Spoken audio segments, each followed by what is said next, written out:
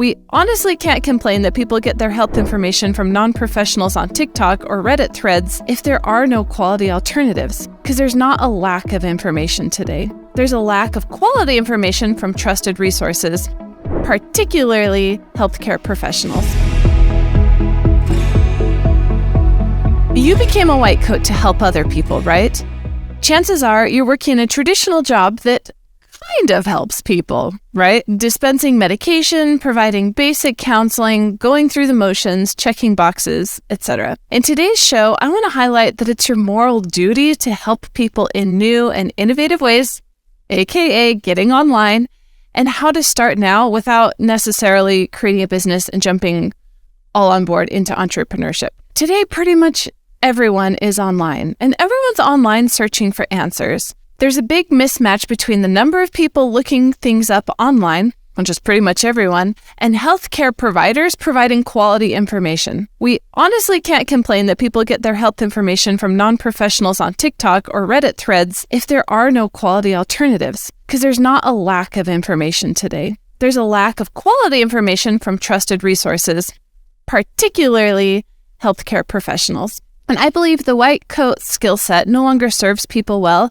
if they have to come in to talk with us one-on-one to answer all of their questions.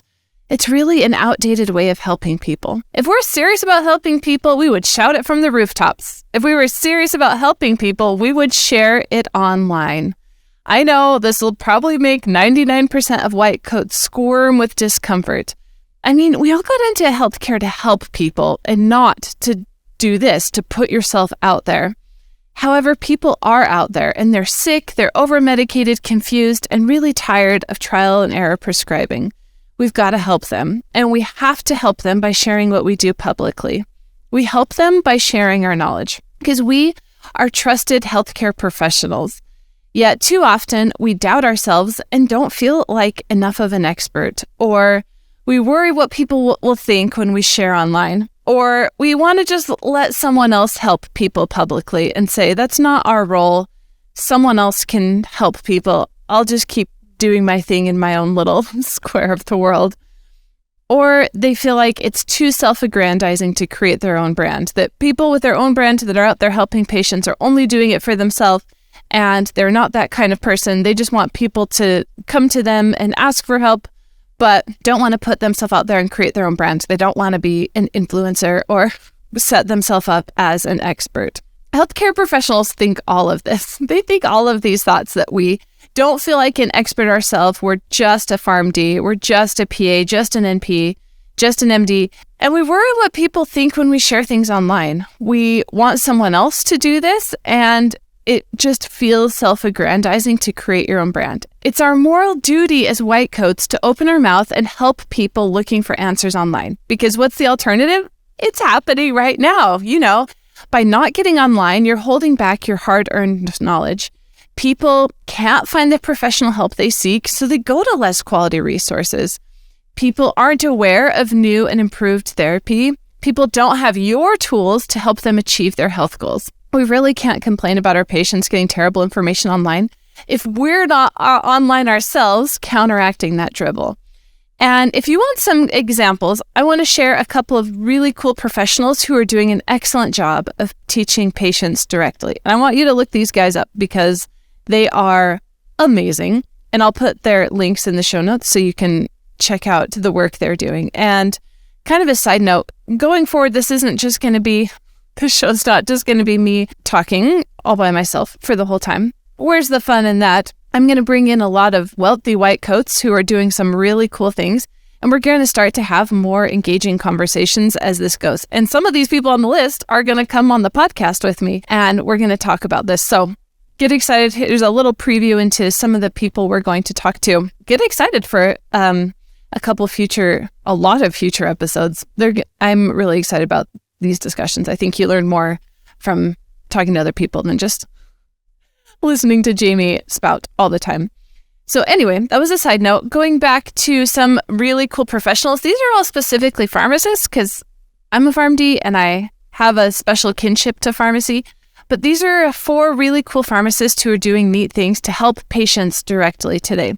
So there's Dr. Megan Jolly-Milne, who's the prednisone pharmacist, and she created a unique solution to help patients suffering on prednisone. That she actually created a nutritional supplement to help replace the nutrients that are lost in our body when patients are on prednisone. So she created a physical product to help patients, but she is also creating so many great educational resources to help patients be educated about long-term prednisone use and to help them work to achieve better therapy and outcomes. So Megan is doing some really great things, and she's helping patients in an extremely specific niche. And so if you feel like, well, the thing I like is too small and too unique, this girl is building an empire based on one medication that's giving people so many miserable side effects, but is commonly prescribed. If she can do it based on one medication, you can do it too. So check out the prednisone pharmacist. Then there's the hormone pharmacist, who's Steve Goldring, and he's actually, both of these pharmacists, Megan and Steve, both live in Utah, and I've met them in real life a couple of times. And the content they're creating is phenomenal. Steve is the hormone pharmacist, and he's creating content to help providers and patients both be educated about the complexity of hormones and to have educational resources for patients to view on their own at home, because he understands that prescribers only have a limited time to talk to patients about hormones, and knows that you can only learn so much in that time that you're with your prescriber. And so he's creating resources that prescribers can use as well as patients directly in a whole host of managing hormones, especially through menopause. And I love that he's doing this, because how many tens of millions of women are going through menopause every year?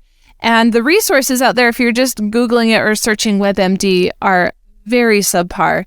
And he, as a professional, sees this huge gap in the world, and he's filling it and helping people who are definitely suffering, because, and if you know, hormones affect everything in our life, and having them out of balance really affects everything. So we have Megan as the prednisone pharmacist, Steve as the hormone pharmacist, Dr. Angela Cates. She has a really unique, specific niche too that I love, that's combining functional medicine with mental health for teenagers.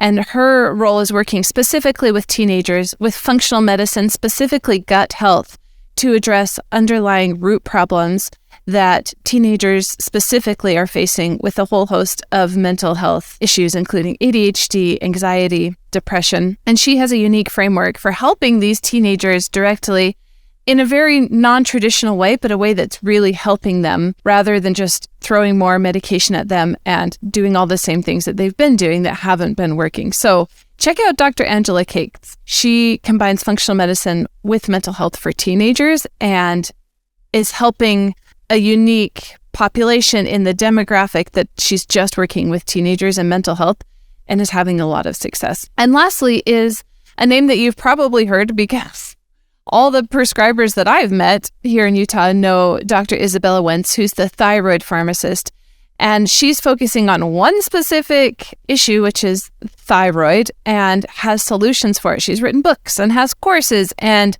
has created a framework of solutions for helping patients and providers understand the complexity of thyroid disorders and how to manage them with medications. And she does it without providing medical advice, but just teaches, and then providers and patients can apply it to their life and have a framework for having intelligent discussions and making plans unique for their own care. And I love that what these people are doing is they're really educating patients directly, because patients are hungry for knowledge, and they're sick and they're miserable and they're looking for help. And a lot of the time there's just a void, and healthcare providers aren't there. But these people are great examples. If you're looking for people who are having phenomenal success reaching patients directly, check out Megan Jolly-Milne, Steve Goldring, Angela Cates, and Isabella Wentz. They're doing fantastic work, and you'll hear from some of them soon on this podcast. And I want to address that you don't have to start a business and jump on board on the entrepreneurship boat to ultimately become someday like these people that we just talked about who are really helping patients. That's like step 30. You don't even have to worry about that yet. The most important shift you have to take now is much more subtle, but much more substantial in how you operate daily. And to do this effectively, you really have to be a creator versus being a consumer. And to establish the habits and the skill sets that it takes to be a creator rather than a consumer. And this is something like you may have never even thought about before. No one ever talked about this in pharmacy school, I guarantee it. If you're consuming all of the time, then you're not creating anything for the world. You're creating nothing of your own that can help other people. You're just consuming, either agreeing or judging.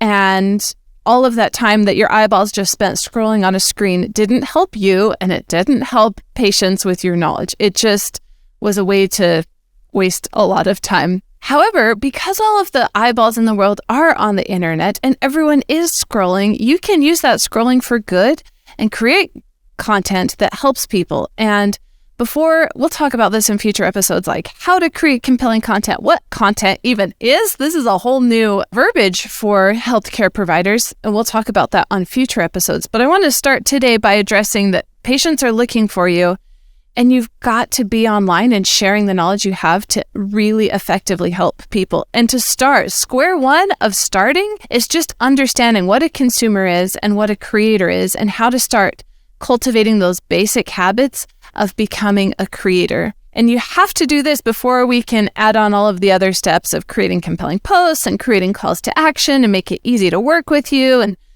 creating frameworks and customer success stories. You want to hear all of that, and we're going to teach all of that on the podcast.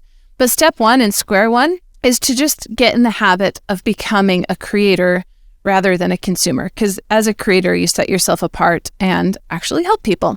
So let's talk about the two different habits of consumers versus creators, and you can see which camp that you land in.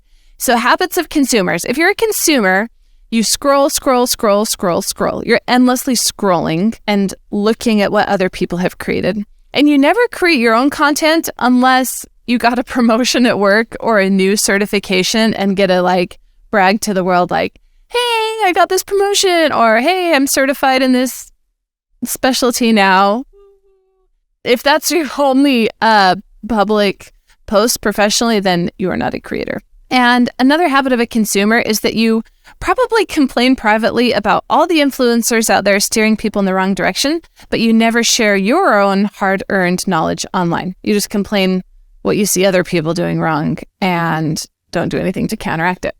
Now let's talk about the habits of creators. The habits of creators is that creators create content of their own before consuming other people's content. They create before they consume. So if you're a creator, you create before you consume anyone else's content. And creators share simply because they care and they want to help people. They're just compelled to share their ideas with the world. And creators also don't judge their own work, and they have patience as they find their own voice, understanding it's a journey and it'll probably take a long time, and that's okay. That they're not doing this with an expectation to get X result in X amount of days, otherwise it was a waste of time. No way! It's really like an artistic enterprise, that they're finding their voice, they're finding what subjects they even like to talk about and where the people are who are interested in those subjects. It's just building in public and seeing what magnetizes to you and what you're interested in. It really is an act of creation and feels very artistic in nature, which is very foreign to white coats, but is something that's fun to engage in. To share a few more examples, I know a few white coats who are in this building phase and are working on sharing their expertise in unique niches that really intrigue them, and that they don't know where it's going to go, but it's a subject they love to talk about. And so they want to talk about it online and start drawing an audience and finding their voice and creating their own frameworks for solutions. And here's a few examples I want to share with you. One is a PharmD's take on safe psilocybin use and having a healthcare address psilocybin and how it can be used, things to watch out for, and have a professional guide on this gray area topic that most people talking about it are not healthcare professionals, and there's not necessarily a lot of quality advice on the subject, at least from someone with a degree in healthcare. Same for a PharmD's guide to cannabis, having PharmD's talking about safe cannabis use and what you should know and what you should watch out for, and really a guide for understanding that people may be using these things, psilocybin and cannabis, and helping them to make the best decisions, understanding that people are using these, they want help, they need a healthcare professional to help guide them and to come step in and help people understand these topics that are, especially in a gray area, help people understand what the evidence is. And anyway, all of the things. Cannabis and psilocybin are two really exciting topics that I'm looking forward to seeing healthcare professionals champion and like put more of a professional spotlight on, just to help people more, as well as PharmD and sports medicine and helping patients safely train and pass drug tests, because a lot of elite athletes are failing drug tests, not because they're intentionally abusing medications or drugs, but because they didn't know that a supplement they took or a food they ate could negatively affect the drug test. Like, so simple, but these resources are out there. So a PharmD is championing sports medicine. PharmD is deprescribing patients off of unnecessary medication and being the PharmD that helps people get off of a lot of medication and having the conversation that like not every medication a doctor prescribes for you should take for the rest of your life, and being the deprescribing pharmacist, as well as a PharmD's advice for all the contraceptive options and what you should consider with hormone therapy, as PharmD's are experts in medications and hormones. The list could go on, and that's only kind of secondary examples to show you what I'm talking about, because PharmD's and really white coats in general are scared to death to create. We're way more comfortable quietly consuming. But I believe it's our moral duty to come out of the shadows and help people where they are now, online. And I hope you feel that creating your own brand is not self-aggrandizing and it's not to be popular online, but really effective brands aren't about you.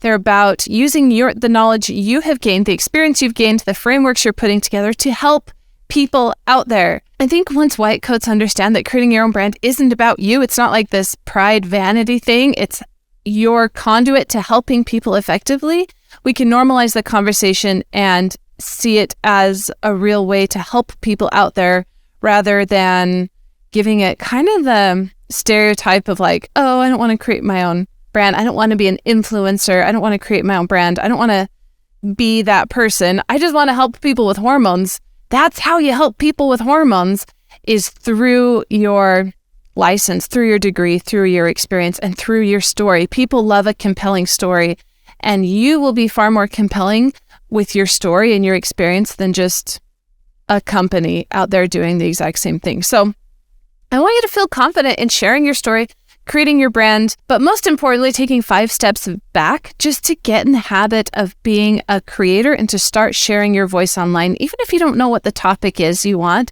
it takes a while to find the exact topic you want to talk about and to find the voice and the way you share it and even the platform that you share it on. And would highly encourage you to start experimenting now, because it can only go up from here. Very few white coats are creating. Everyone is consuming. You'll stand out very easily compared to like any other profession. Start taking those steps to share your voice online and just to become a creator more than a consumer. And a lot of doors will open and dominoes will fall as you keep that habit, and ultimately can be really effective and help a lot of people with that hard-earned degree and that passion that you have for a subject that is unique to you.